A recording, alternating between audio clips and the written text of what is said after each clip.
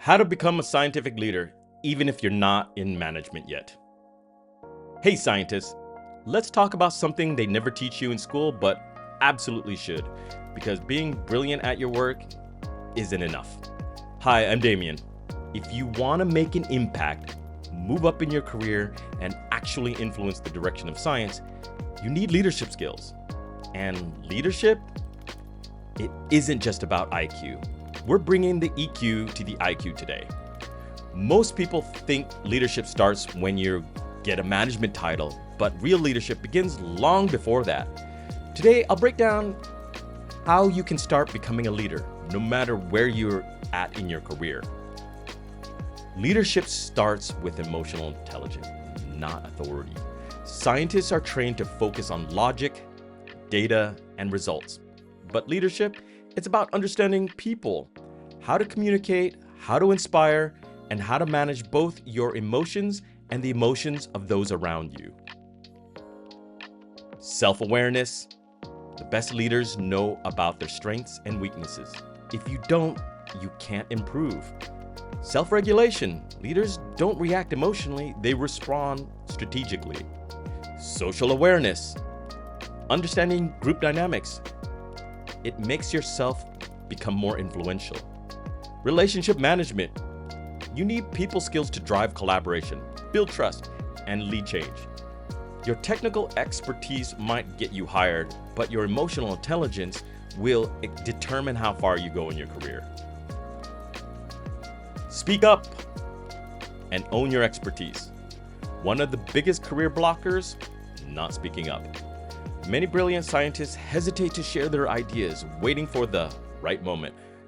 But leadership isn't about having all the answers. It's about being part of the conversation. Confident communication, stop waiting to be ready. Start contributing. Ask strategic questions.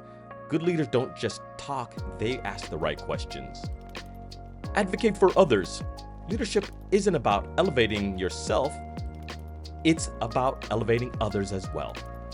You don't have to be the loudest person in the room, but you have to be heard.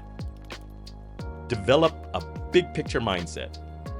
Most scientists focus deeply on their research, but leaders think bigger.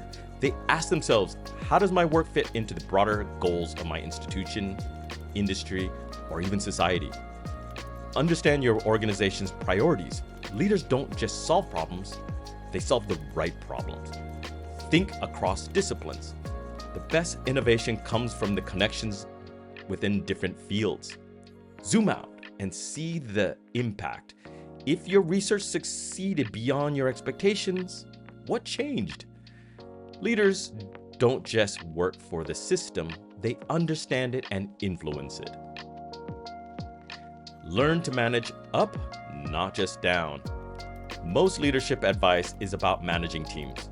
But if you can't manage the people above you, your PI, department chair, or an executive team, you won't have much influence at all.